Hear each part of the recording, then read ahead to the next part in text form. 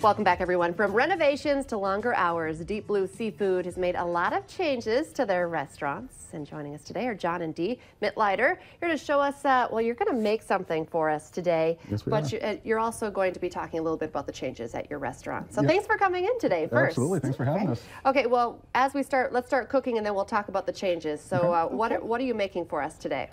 Well, I'm going to do just a simple fried branzini on a salad, just to kind of show you how really simple, you know, it can be. Seafood doesn't need to be complicated. You can just have basic ingredients at home. Okay, is branzini, I apologize, is that a fish? It is. Okay, I'm like, is that like a certain crusty way of making something? Like, I've never heard of a branzini. It's also called a Mediterranean sea bass. It's really nice and flaky. It's got a little buttery flavor to it, which is really good. You can just keep talking like that. I'm just salivating here in the back. That sounds delicious. So what's the first step? Okay, well, I have here just olive oil. Okay. You know, and if you don't have olive oil at home, you can use vegetable oil or butter, but I just prefer using olive oil. And then you kind of just want to get that heated up a little bit. We'll just put a little bit more just to kind of speed things up a little. And then really simple, doesn't have to be complicated. You know, sometimes people worry that with seafood, they might put, you know, not knowing what type of spice to put in there. You know, just a basic sea salt and black pepper is plenty. You don't want to be overpowering the fish. You kind of want to taste the fish. And especially with branzini, it's kind of got that nice buttery taste like John was saying. So just a little bit on there. And I'll flip it over.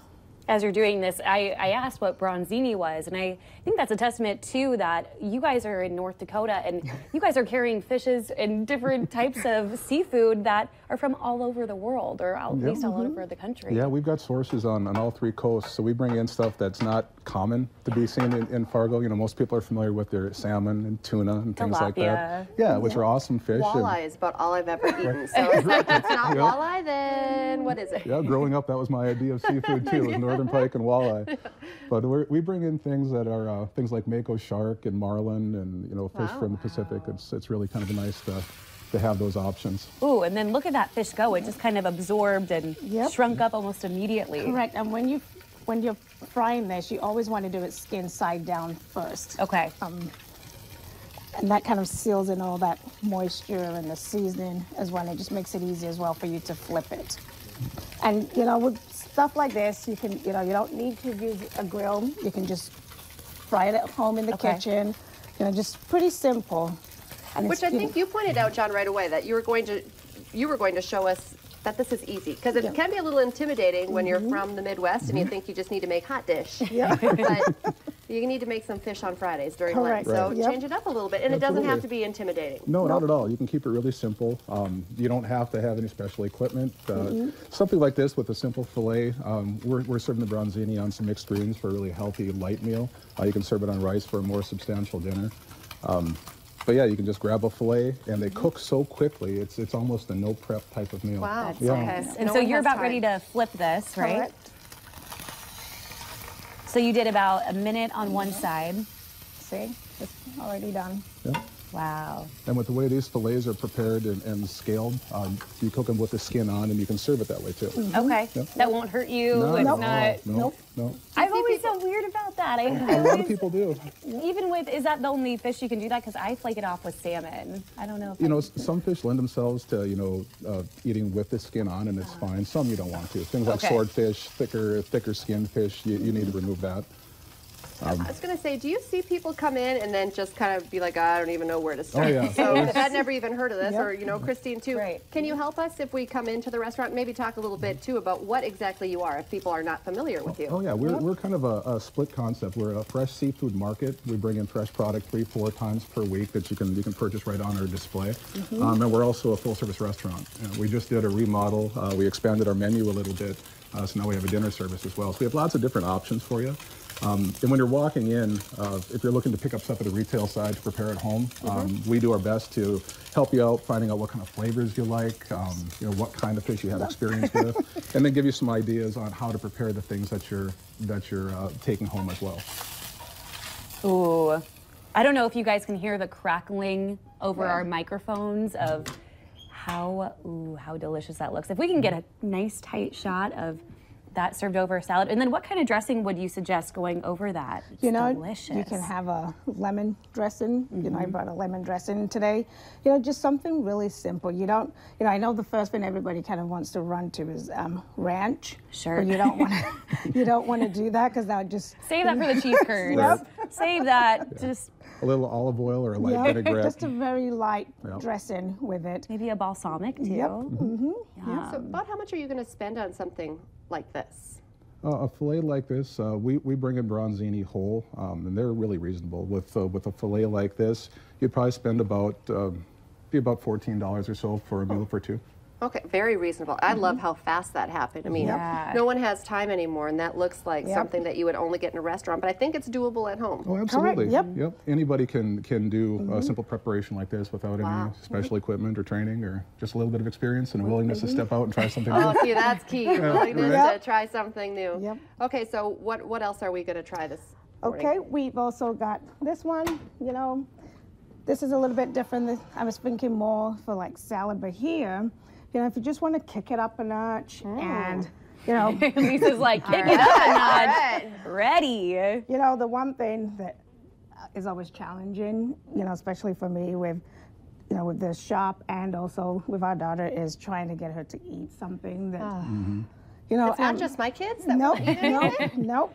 Or Christy Larson. Or Christy Larson. I was going to say, yeah, you said you made her eat an oyster one time. I like to push her outside her comfort She zone was a trooper. as well. She didn't dig it, but she did it. With our daughter, I always try and make colorful foods, and then that way, because just like everybody else, you kind of eat with your eyes. So if it's colorful, she's more willing to try it first, and then.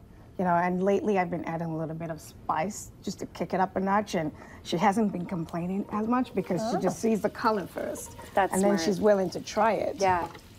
So just, some red onions for colors. You can also use yellow onions as well. Doesn't have to be red. Put some garlic. And this is really setting the base for the flavor first, Correct. and then that will absorb in the fish. I don't know a lot about food, but And I like a lot of I'm garlic. getting there. I'm so getting I there. always put a lot of garlic in my Oh, meals. yes. I love the garlic too. So just kind of want to just saute that. So this first dish is maybe something good for lunch, and then this one would be something good for dinner. Yep. Yep, That's this easy is to a prepare. little more substantial, served on rice. It's a little more filling. Yeah. Okay, and then I've put some jalapeno peppers for that little kick. Oh, I see where the kick is coming in here. I have to ask too, what's one of the most exotic fishes or seafood that you guys have carried at Deep Blue? Exotic. We've had quite a few through there. Shark is something that most people haven't tried, aren't aware that you can actually eat it, but it's a great fish. It's really meaty. So we do mako shark, occasionally some thresher shark. We've done things like monkfish, which is it's a really tasty one. That's from the East Coast. And we bring in marlin and billfish from Hawaii. I'm salivating, guys. That sounds. I'm a big seafood fan, so this just is right up my alley. So now you're adding in a little bit of butter. Yep. Because what I want to do is the sauce, and from this is what I'm going to pour over my rice. So then I don't have to worry about, what sauce do I put on my rice for this. And then you can just set that aside. And with your red snapper, I like to use smoked paprika, but you don't have to. I'm just wafting it. It smells delicious. Just a little bit of, once again, salt and black pepper. Doesn't have to be overly fancy, I always say try basic, and then you can build up from that. Wow. That looks like a very meaty fish. It is.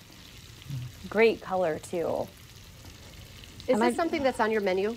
No, this is No. not. No, this is just something we're kind of demonstrating for folks to do at home. Okay. You making the easy stuff for us is probably a little more difficult when you're doing it, but we appreciate that. Okay. And then just add that in. Boom.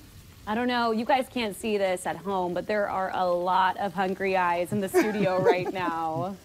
And then for the kids, I always put, just for color, with our daughter. That's a great idea. I put carrots. I try to pick vegetables that I know she loves. I say And carrots then are that safe. way, Yep. Everyone likes carrots. Right. she loves carrots, you know. And then I'll put some red cabbage as well because she loves cabbage. So I'm always just trying to push a little bit, you know, to get her to try different things, but just push that edge. And what I'm doing here is just to show, because I know one thing too people worry about is, oh, I want to cook, but I just want to use one pan. So this is kind of why I'm demonstrating this as well. You can have your fish going on one side and have your vegetables going on the other side. Because that's as why I well. would prefer to have you make it, so I don't have to do Exactly. dishes. Exactly. So if I am Great going to do point. it, Lisa's just hot. gonna call you up. Right.